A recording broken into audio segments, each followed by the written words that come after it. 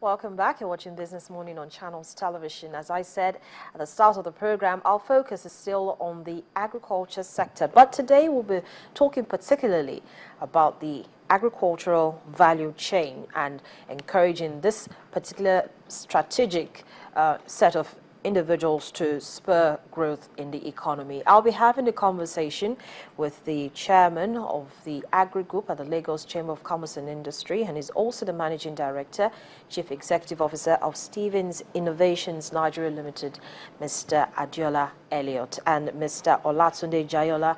He's the chief executive officer, Giants Farm Limited. Mr. Elliott and Mr. Jayola, thank you so much for joining me on the program this morning. Good morning. So let's start by looking at the value chain, the agricultural value chain.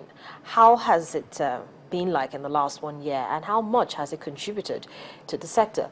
Let me start with you, Mr. Elliott. Looking at the contributions, it's been purely individualistic. It's been efforts of people, individuals who have money, who are into farming, and who decide on their own to acquire the equipment, do the training, and these are very, very, very few.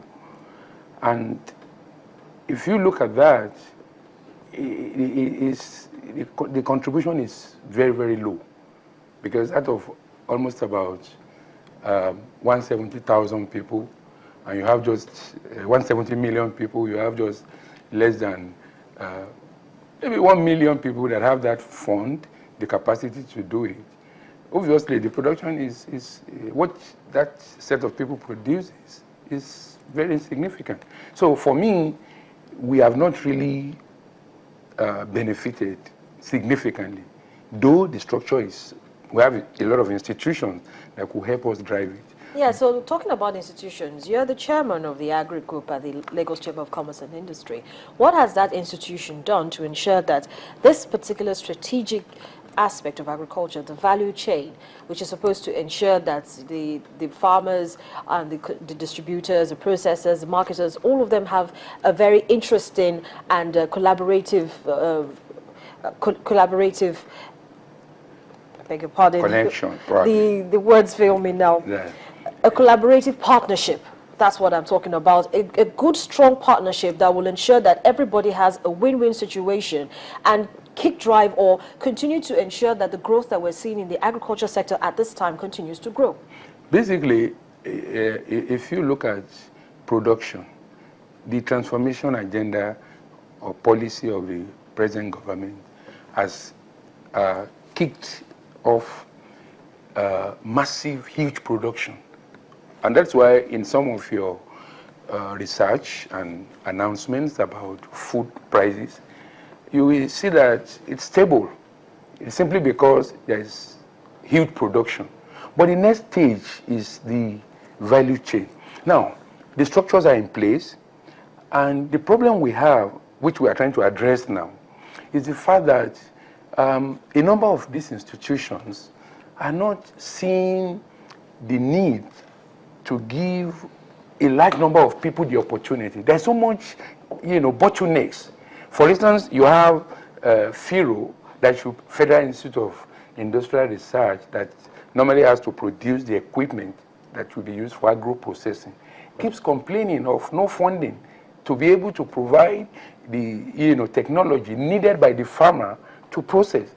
I mean, this is a guy who produces some quantity, and you need. Let me give you an example of fish industry that I run particularly.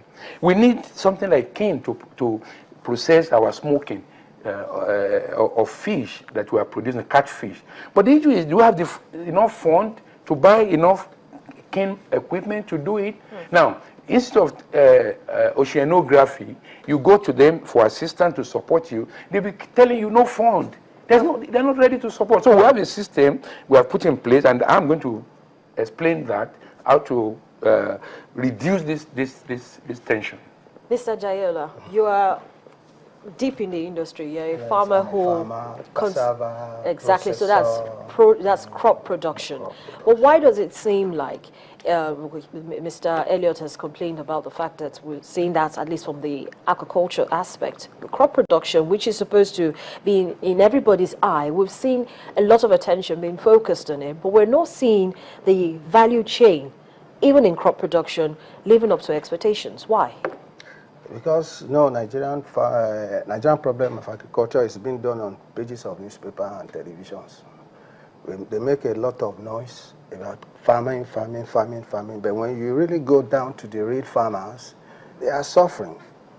No, you say they are suffering because the LCCI, I know, is one body that ensures that if there are issues with the farmers, whether be it in terms of funds or getting access to... My sister, there is no creativity in Nigeria.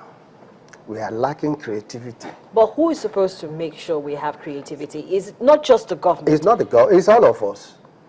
All of us. All what we are seeing now in Nigeria, the government we are having, we deserve it. It's because the people want it to be happening that way. We are not trying to change things by ourselves. And look at our engineering sector. Those are the ones that can create a lot of industrial machines. But they are not patronizing them. They are taking them to China or to Singapore. So that's the reason why the value chain is not coming up as well as it should. It's not working because they're supposed to patronize them. This is where you get the creativities from. And when you are talking about funding, sometimes I think, and we Nigerians are not really thinking. Okay, when we get money, what do we do with money? Is money really Nigerian problem? Are we talking Nigerians as a whole? Nigerians as a whole. So let's bring in, because we're focusing on agriculture, so yes, let's talk about the farmers. This is what I'm trying to say. Coming to the farmer, money aspect, when they disburse money, for instance, does government supposed to disburse money? No. It has to be the Bank of Agric, Bank of Industry that they are doing it. Okay, let's get this in a proper context. Okay. When the federal government says it's disbursing funds, it's an intervention. It's supposed to be a way of trying to help the industry, a particular aspect of the industry that has been highlighted, to ensure that they get these funds and, as much as possible, kickstart or continue their businesses from where it is. So do you have a problem, Mr. Jayola, with the intervention from the federal government? Do you feel the federal government should not intervene in terms of giving much needed cash to this critical aspect of the agriculture sector, which is the value chain? When they were given such money, you know, everything we do in this our country, there is always a Nigerian content. My sister, my brother, by the time the fund came, you will be seeing a lot of different names coming in and out. So by the time you know, the real people are being neglected. So the Bank of Agric, for instance, look at the Bank of Agric, they are not even computerized. So there's still the issue of technology. Technology there, because how can somebody in Ibadan or in Abeokuta or in Lagos pay money and you cannot actually have it at Ibadan? Or even I paid in Abeokuta, I cannot have it at my farmland in Imeko. So how much of that does it affect how you transport your produce? Talking about transport, that is completely zero because there is no road. You get your transportation is on bicycle, and it's completely zero. I'm telling you the truth.